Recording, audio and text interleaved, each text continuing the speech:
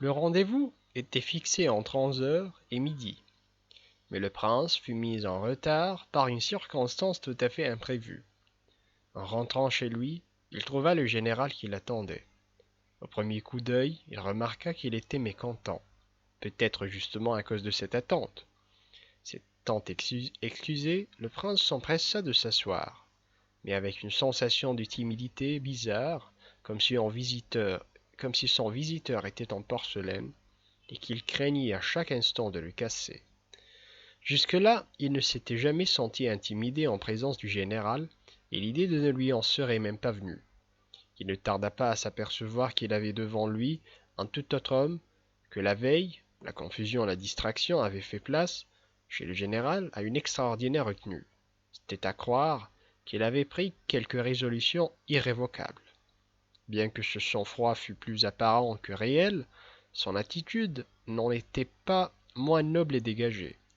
Avec une nuance de dignité contenue, il commença même par parler au prince sur un certain ton de condescendance, comme celui qu'affectent les gens dont la désinvolture ou la superbe s'allie au sentiment d'une offense imméritée. Il s'exprimait sur un ton affable, mais avec une pointe d'amertume dans la voix. Voici la revue que je vous ai prise l'autre jour, fit-il d'un air grave en désignant un volume posé sur la table. Je vous remercie. Ah oui, vous avez lu cet article, général. Comment l'avez-vous trouvé? C'est curieux, n'est-ce pas? Dit le prince, saisissant avec empressement l'occasion d'engager l'entretien sur un sujet aussi neutre que possible. C'est peut-être curieux, mais maladroitement écrit et certainement absurde. On peut même dire que les mensonges y fourmillent. Le général parlait avec autorité, en laissant légèrement traîner la voix. Oui, mais c'est un récit si naïf. L'auteur est un vieux soldat qui a été témoin du séjour des Français à Moscou. Certains traits sont charmants. D'ailleurs, les mémoires de témoins oculaires sont toujours précieux, quelle que soit la personnalité du narrateur, n'est-ce pas? À la place du directeur de la revue, je n'aurais pas imprimé cela. Quant aux mémoires de témoins oculaires en général, on accorde plus de crédit à un imposteur grossier mais divertissant qu'à un homme qui a de la valeur et du mérite. Je connais telle mémoire sur l'année 1812. Qui? Prince, j'ai pris une résolution. Je quitte cette maison, la maison de monsieur Lebedev. Le général regarda le prince d'un air solennel. Vous avez votre logement à Pavlovsk chez votre fille, hasarda ce dernier, ne sachant que dire. Il se rappela à ce moment que le général était venu le consulter sur une affaire extraordinaire dont dépendait son sort. Chez ma femme. En d'autres termes, chez moi et dans la maison de ma fille. Excusez, je quitte la maison de Lebedev, mon cher prince, parce que j'ai rompu avec cet homme. J'ai rompu hier soir, en regrettant de ne pas l'avoir fait plus tôt. J'exige le respect, prince, et je désire en recevoir les marques même des personnes auxquelles je donne. Pour ainsi dire mon cœur, prince. Je donne souvent mon cœur, et je suis presque toujours trompé. Cet homme était indigne de mon amitié. Il y a chez lui bien du désordre, remarqua discrètement le prince. Il y a aussi certains traits, mais malgré tout cela, il a du cœur. Son esprit est malicieux et quelquefois amusant. Les expressions recherchées du prince et son ton déférent flattèrent le général, bien qu'il y eût encore parfois dans le regard de celui-ci des éclairs de défiance. Mais l'accent du prince était si naturel et si sincère que le doute ne pouvait subsister. Qu'il est aussi des qualités, reprit le général. J'ai été le premier à le reconnaître quand j'étais sur le point de donner mon amitié à cet individu, car je n'ai besoin ni de sa maison, ni de son hospitalité, ayant moi-même une famille. Je ne cherche pas à me disculper de mes défauts. Je suis intempérant.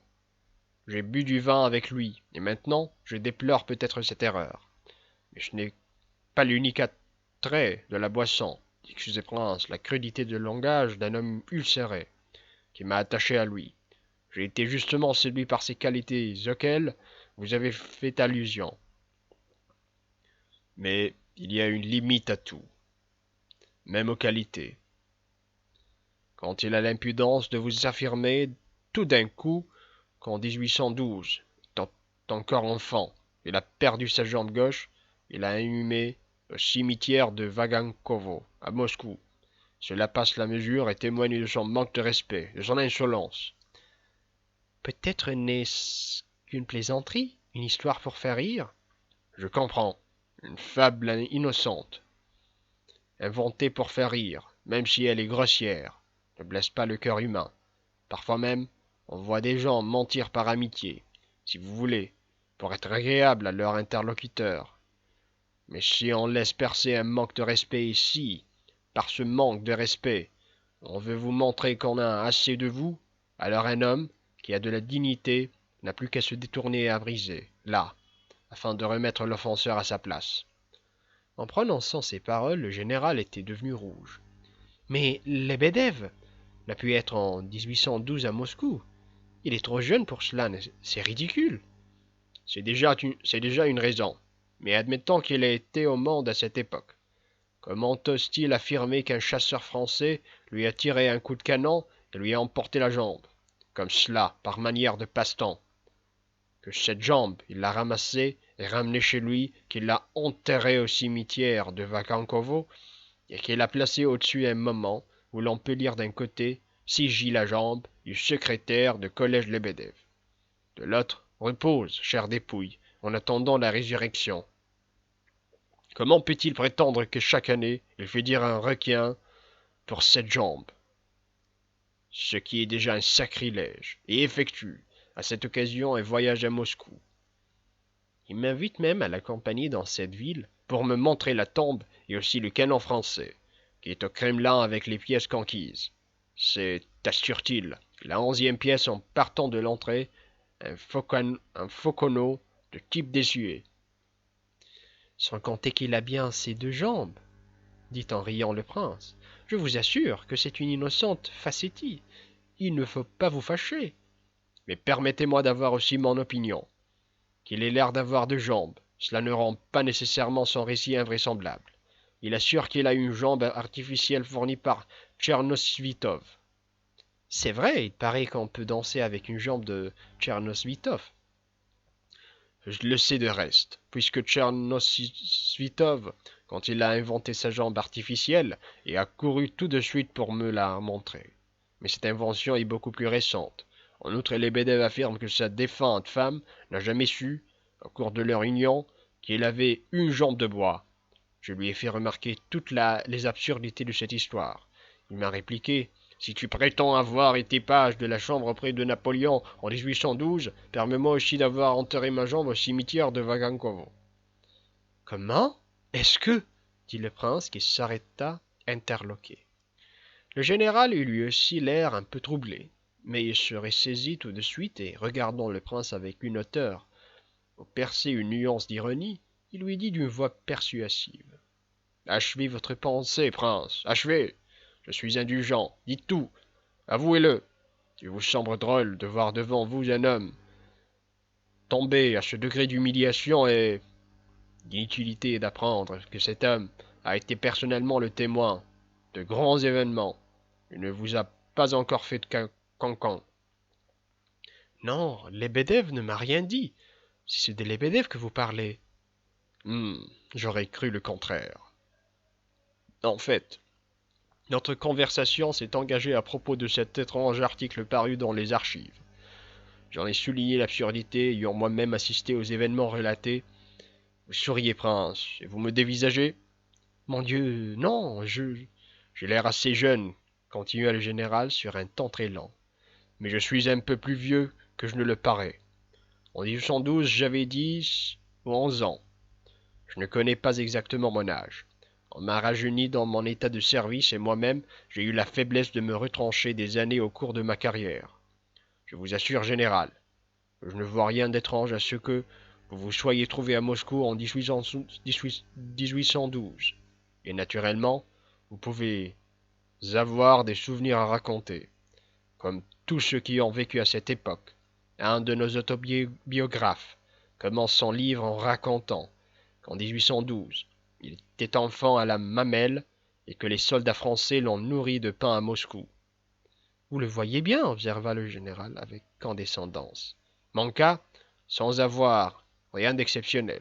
sort tout de même de l'ordinaire. Il advient très souvent que la vérité paraisse invraisemblable. Page de la chambre, cela sonne étrangement, certes, mais l'aventure d'un enfant de 10 ans s'explique précisément par son âge.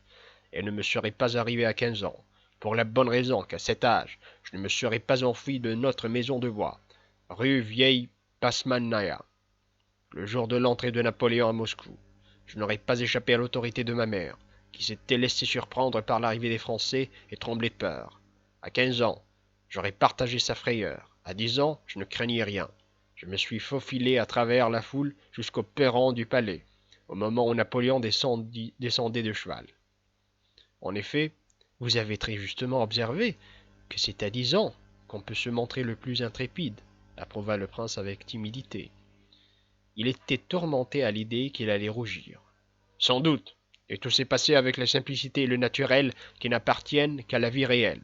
Sous la plume d'un romancier, l'aventure serait tombée dans la baliverne et l'invraisemblance.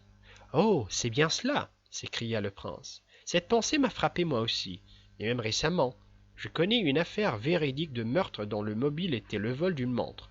Les journaux en ont parlé depuis. Si un auteur avait imaginé ce crime, les gens familiarisés avec la vie du peuple ainsi que les critiques auraient aussitôt crié à l'invraisemblance. Mais en lisant ce fait divers dans les journaux, vous sentez qu'il est de ceux qui vous éclairent sur les réalités de la vie russe. Vous avez très bien observé cela, général, conclut avec feu le prince, enchanté de ne pas avoir l'air d'avoir rougi. N'est-ce pas que c'est bien cela? S'écria le général dont les yeux brillaient de contentement. Un gamin, un enfant, inconscient du danger, se faufile à travers la foule pour voir l'éclat du cortège, les uniformes et enfin le grand homme dont on lui a tant rebattu les oreilles. Car il y avait alors plusieurs années qu'on ne parlait que de lui. Le monde était rempli de son nom. Je l'avais bu, pour ainsi dire, avec le lait de ma nourrice. Napoléon passe à 2 pas de moi. Il surprend par hasard mon regard. J'avais un costume d'enfant noble. On m'habillait gentiment, seul ainsi vêtu au milieu de cette foule. Convenez vous-même. Sans doute. Cela a dû le frapper et lui prouver que tout le monde n'était pas parti, que des nobles même étaient restés à Moscou avec leurs enfants. Justement, c'était son idée d'attirer les boyards. Quand il fixa sur moi son regard d'aigle, il dut voir briller une réplique dans mes yeux. Voilà un garçon bien éveillé, dit-il. Qui est ton père? Je lui répondis aussitôt, d'une voix presque étouffée par l'émotion. Un général mort au champ d'honneur en défendant sa patrie. Le fils d'un boyard et d'un brave par-dessus le marché. J'aime les boyards. M'aimes-tu petit? La question avait été rapide. Ma réponse ne le fut pas moins. Le cœur russe est capable de distinguer un grand homme, même dans l'ennemi de sa patrie. À dire vrai, je ne me rappelle pas si je me suis exprimé littéralement ainsi. J'étais un enfant, mais le sens de mes paroles était sûrement celui-là. Napoléon fut frappé. Il réfléchit un instant et dit aux gens de sa suite. « J'aime la fierté de cet enfant. Mais si tous les Russes pensent comme lui, alors... » Il n'acheva pas et entra dans le palais. Je me mêlai aussitôt à sa suite et courus derrière lui. Déjà les gens du cortège me frayaient le passage en me considérant comme un favori. Tout cela fut l'affaire d'un clin d'œil.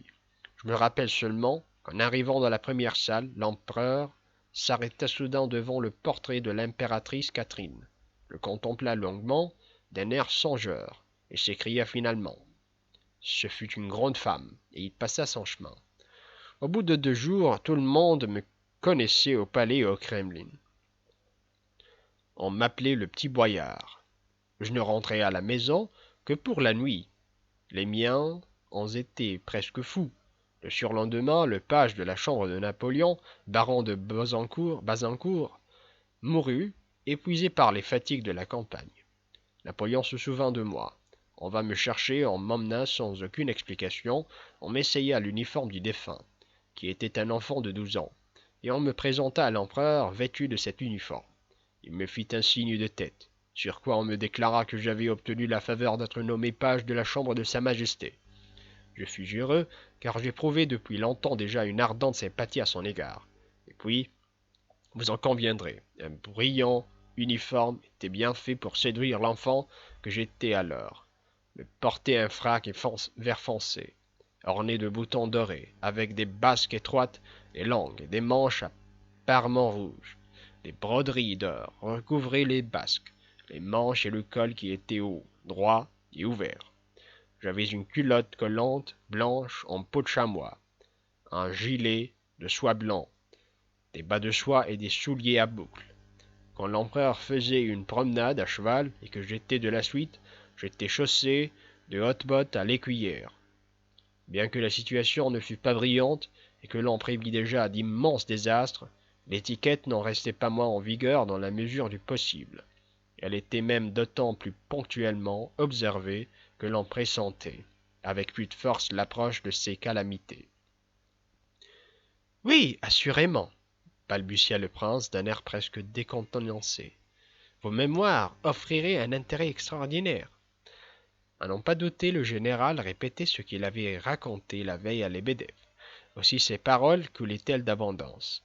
Cependant, il lança à ce moment un nouveau regard de défiance au prince. Mes mémoires reprit-il avec un redoublement de fierté. Vous me parlez d'écrire mes mémoires? Cela ne m'a pas tenté, prince. Si vous voulez, ils sont déjà écrits, mais je les tiens sous clé. Qu'on les publie lorsque la terre recouvrira mes yeux, alors sans aucun doute, ils seront traduits en plusieurs langues. Non à cause de leur valeur littéraire, certes non, mais pour l'importance des événements immenses dont j'ai été, quoique enfant, le témoin oculaire, bien plus, c'est grâce à mon jeune âge que j'ai pénétré dans la chambre la plus intime, pour ainsi dire, du grand homme. La nuit, j'entendais les gémissements de ce géant dans l'adversité.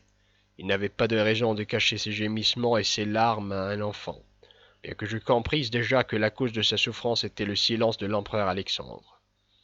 C'est vrai, il lui écrivit des lettres pour lui proposer la paix, insinua timidement le prince. Au fond, nous ne savons pas quelle proposition contenaient ces lettres, mais il écrivait tous les jours, à chaque heure, et lettre sur lettre, il était terriblement agité. Une nuit où nous étions seuls, je me précipitai les larmes aux yeux vers lui.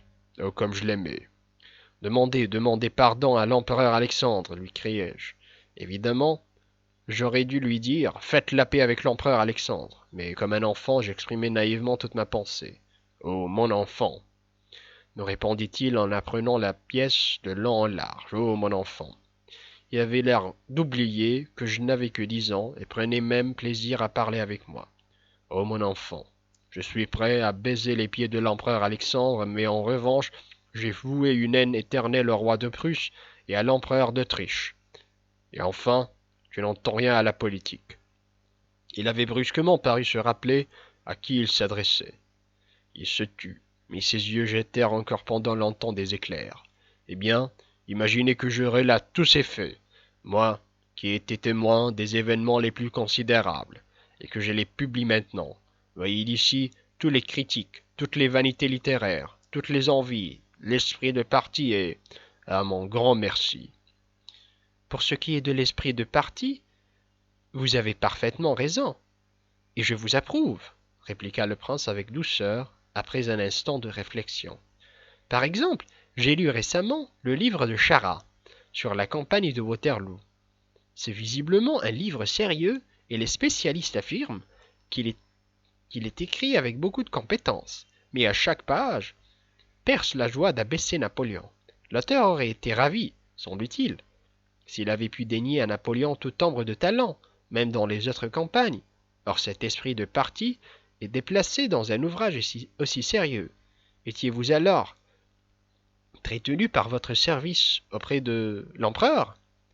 Le général était aux anges. La remarque du prince, par sa gravité et sa simplicité, avait dissipé ses derniers soupçons. Charras! Oh, moi aussi, j'ai été indigné et je lui ai même écrit à l'heure. Mais je ne me rappelle plus bien maintenant. On me demandait si mon service était très absorbant. Oh non, on m'avait nommé page de la chambre. Mais déjà alors, je ne prenais pas cela au sérieux. Puis Napoléon ne tarda pas à perdre tout espoir d'un rapprochement avec les Russes. Dans ces conditions, il devait aussi m'oublier, vu qu'il m'avait attiré à lui par politique. Si toutefois il ne s'était pas attaché à moi par affection personnelle. Je le dis hardiment, porté vers lui. Hardiment maintenant. Pour moi, c'était le cœur qui me portait vers lui. On n'était pas exigeant pour mon service. Je devais seulement paraître de temps à autre au palais et accompagner l'empereur dans ses promenades à cheval. C'était tout. Je montais assez bien à cheval. Il avait l'habitude de faire ses sorties avant le dîner. Sa suite était ordinairement composée de Davout, du mamelouk Roustan, de moi. De Constant, ajouta presque machinalement le prince. Non, Constant n'en était pas. Il était alors allé porter une lettre à l'impératrice Joséphine. Sa place était occupée par 2 officiers d'ordonnance et quelques uhlans polonais. C'était là toute sa suite, sans parler bien entendu des généraux et des maréchaux que Napoléon emmenait avec lui pour étudier le terrain, la répartition des troupes et pour les consulter. Pour autant que je me le rappelle maintenant. C'était Davout qu'il avait le plus souvent auprès de lui. L'homme était énorme, corpulent, il avait du sang-froid, portait des lunettes et vous regardait d'un air étrange. C'est avec lui que l'empereur aimait le mieux conférer. Il appréciait ses idées. Je me rappelle qu'en une circonstance, ils tinrent conseil plusieurs jours de suite. Davout venait matin et soir. Il y avait entre eux de fréquentes discussions. Enfin Napoléon parut sur le point de céder. Ils étaient tous 2 dans le cabinet. J'étais le 3e, mais il ne faisait guère attention à moi. Soudain, le regard de Napoléon tomba par hasard sur moi, et une pensée singulière se refléta dans ses yeux. Enfant, me dit-il brusquement, qu'en penses-tu? Si je passais à la religion orthodoxe et libérais vos serfs, est-ce que les Russes me suivraient? Jamais! M'écriai-je avec indignation. Napoléon fut saisi de ma réponse. Dans l'éclair de patriotisme qui a passé dans les yeux de cet enfant, dit-il, je viens de lire l'opinion de tout le peuple russe. Cela suffit, Davout. Tout cela n'est que fantaisie. Montrez-moi votre projet. Mais il y avait une grande idée dans le projet qu'il abandonnait, fit le prince vivement intéressé. Ainsi, vous croyez que ce projet était l'œuvre de Davout? Du moins, ils l'avaient concerté ensemble. Il devenait certainement de Napoléon. C'était l'idée de l'aigle. Mais l'autre projet renfermait aussi une idée. C'était le fameux Conseil du Lion, comme Napoléon appela ce projet de Davout. Il consistait à s'enfermer dans le Kremlin avec toute l'armée, à y construire des baraquements, des redoutes fortifiées, à disposer des batteries, à tuer le plus grand nombre de chevaux pour en faire des salaisans, puis à enlever par maraude tout le blé possible aux habitants afin de tenir jusqu'au printemps. Les beaux jours venus, on essayerait de se frayer passage à travers les Russes. Ce plan séduisit vivement Napoléon. Nous faisions chaque jour des chevauchées autour des murailles de Kremlin. Il indiquait alors où il fallait abattre, où il fallait construire, l'emplacement d'une lunette, d'une demi-lune, d'une rangée de blockhaus. Coup d'œil, rapidité, décision, tout fut enfin arrêté. Davout insistait pour obtenir une résolution définitive. Ils se retrouvèrent seuls avec moi.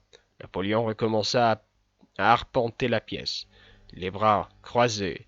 Je ne pouvais détacher mes yeux de son visage. Mon cœur battait. J'y vais, dit Davout. Où? Demanda Napoléon. Faire préparer les salaisons de chevaux, répondit Davout. Napoléon tressaillit. C'était sa destinée qui se jouait. Enfant, me dit-il tout à coup, que penses-tu de notre projet?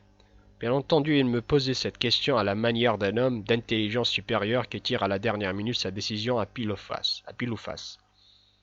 Au lieu de répondre à Napoléon, je me tournai vers Davout et lui dis, comme sous le coup d'une inspiration, repartez en toute hâte pour votre pays, mon général. Le projet était ruiné. Davout haussa les épaules et sortit en murmurant. Bah, il devient superstitieux. Et le lendemain, l'ordre était donné d'effectuer la retraite. Tout cela est d'un extraordinaire intérêt, articula le prince à voix très basse. Si les choses se sont passées ainsi, ou plutôt je veux dire rectifia-t-il vivement. Le général était grisé par son propre récit au point d'être peut-être incapable de reculer devant les pires impudences. Ô prince, s'écria-t-il, vous dites, si les choses se sont passées ainsi, mais je vous en donne ma parole. Mon récit est en dessous, bien en dessous de la réalité. Tout ce que je vous ai raconté n'a trait qu'à des incidents politiques, d'un maigre intérêt. Mais je vous répète que j'ai été un, j'ai été témoin des larmes nocturnes et des gémissements de ce grand homme. Nul autre ne peut en dire autant. Il est vrai que, vers la fin, il ne pleurait déjà plus. Il ne lui restait plus de larmes. Il ne faisait plus que gémir de temps à l'autre. Son visage se renfrognait de plus en plus. On eût dit que l'éternité étendait déjà sur lui son aile sombre. Parfois, la nuit, nous passions des heures entières seuls, dans le silence. Le mamelouk Roustan ronflait dans la pièce voisine. C'est étonnant ce que cet homme-là avait le sommeil dur. En revanche, il m'est fidèle, à moi et à ma dynastie, disait Napoléon en parlant de lui. Un jour que j'avais le cœur bien gros, l'empereur aperçut des larmes dans mes yeux. Il me regarda avec attendrissement. Tu compatis à mes chagrins, s'exclama-t-il. Tu es le seul, peut-être avec un autre enfant, mon fils, le roi de Rome, à partager ma peine. Tous les autres me haïssent. Quant à mes frères, ils seront les premiers à me trahir en face de l'adversité. Je me mis à sangloter et me précipiter vers lui. Alors il ne se contint plus. Nous nous embrassâmes et mêlâmes nos larmes. Écrivez, lui dis-je, en pleurant, écrivez une lettre à l'impératrice Joséphine. Napoléon tressaillit, se recueillit un moment et me répliqua. Tu viens de me rappeler le troisième cœur qui m'aime. Merci, mon ami. Et sur-le-champ, il écrivit à Joséphine une lettre qui fut emportée le lendemain même par Constant. Vous avez très bien agi, dit le prince. Au milieu des mauvaises pensées qui l'assaillaient, vous avez éveillé en lui un bon sentiment. Justement, prince, comme vous expliquez bien cela en vous laissant aller aux impulsions de votre cœur, s'écria le général enthousiasmé. Et chose étrange, de vraies larmes brillèrent dans ses yeux. Oui, prince, ce spectacle avait sa grandeur. Et savez-vous que je fus sur le point de l'accompagner à Paris? En ce cas, je l'aurais sûrement suivi dans sa déportation à l'île tropicale. Mais hélas, nos destinées divergèrent. Nous nous quittâmes. Il partit pour cette île tropicale où peut-être, dans une minute de cruel chagrin, il se serait rappelé les larmes du pauvre enfant qui l'avait embrassé et lui avait pardonné à Moscou. Quant à moi, on m'envoya au corps des cadets où je ne trouvais qu'une rude discipline et des camarades grossiers. Hélas, tout s'écroula par la suite. Le jour de la retraite, Napoléon me dit « Je ne veux pas t'enlever à ta mère en t'emmenant avec moi, mais je désirerais faire quelque chose pour toi. » Il était déjà en selle. Écrivez-moi un mot, comme souvenir, sur l'album de ma sœur, fis-je timidement, car il était sombre et très agité. Il revint sur ses pas, demanda une plume, prit l'album. Quel âge a ta sœur? Me dit-il. La plume à la main, 3 ans, répondis-je. Plus de fille à l'heure. Et il écrivit sur l'album. Ne mentez jamais, Napoléon, votre ami sincère. Un tel conseil, dans un tel moment. Convenez, prince. Oui, c'est significatif. Ce feuillet d'album fut placé sous verre dans un cadre doré. Ma sœur le garda toute sa vie dans son salon, à la place d'honneur. Elle est morte en couche et depuis, je ne sais ce que cette orthographe est devenue. Mais, ah mon Dieu, déjà 2 heures. Comme je vous ai retenu, prince, c'est impardonnable. Au contraire, balbutia le prince, vous m'avez tellement captivé, et, enfin, cela offre tant d'intérêt, je vous suis si reconnaissant. Le général serra de nouveau, et à lui faire mal, la main du prince. Il le fixa de ses yeux brillants, avec l'air d'un homme qui s'est ressaisi brusquement et dont l'esprit est traversé par une pensée inopinée. Prince, dit-il, vous êtes si bon, si simple d'esprit, que vous m'en inspirez parfois de la pitié. Je vous contemple avec attendrissement. Oh, que le bon Dieu vous bénisse. Je souhaite que votre vie commence enfin et fleurisse. Dans l'amour, la mienne est finie. Oh, pardon, pardon. Il sortit précipitamment en se cachant le visage dans les mains. Le prince ne pouvait mettre en doute la sincérité de son émotion. Il comprenait aussi que le vieillard partait dans l'énivrement de son succès. mais il sentait confusément qu'il avait affaire à un de ces hâbleurs qui, tout en se délectant dans leurs mensonges jusqu'à s'en oublier eux-mêmes, n'en gardent pas moins, au plus fort de leur griserie, l'impression intime qu'on ne les croit pas et qu'on ne peut pas les croire. Dans sa présente disposition, le vieillard pouvait faire un retour sur lui-même, avoir un accès de vergogne et se sentir offensé en soupçonnant le prince de lui avoir témoigné une excessive pitié. N'ai-je pas eu tort de l'avoir laissé s'exalter ainsi? Se demanda-t-il avec inquiétude. Soudain, il n'y tient plus et partit d'un grand éclat de rire qui dura près de 10 minutes, et fut ensuite sur le point de se faire greffe de cette hilarité. Mais il se ravisa et comprit qu'il n'avait rien à se reprocher, vu l'immense commisération qu'il portait au général.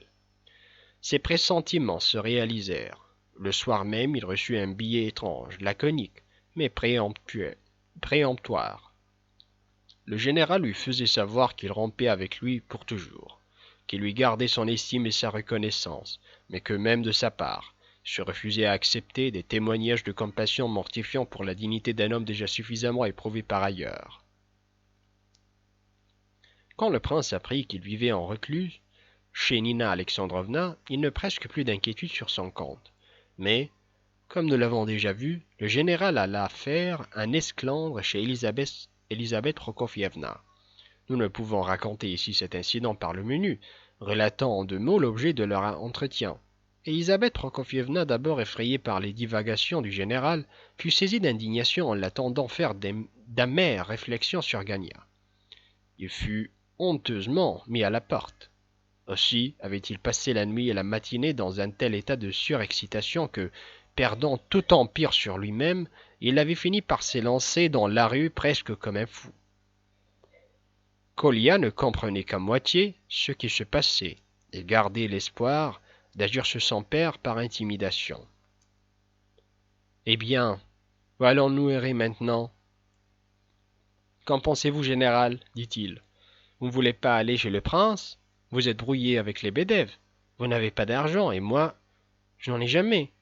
Nous voilà maintenant au beau milieu de la rue comme sur un tas de fèves. »« Il est plus agréable d'être avec des femmes que sur des fèves, » murmura le général.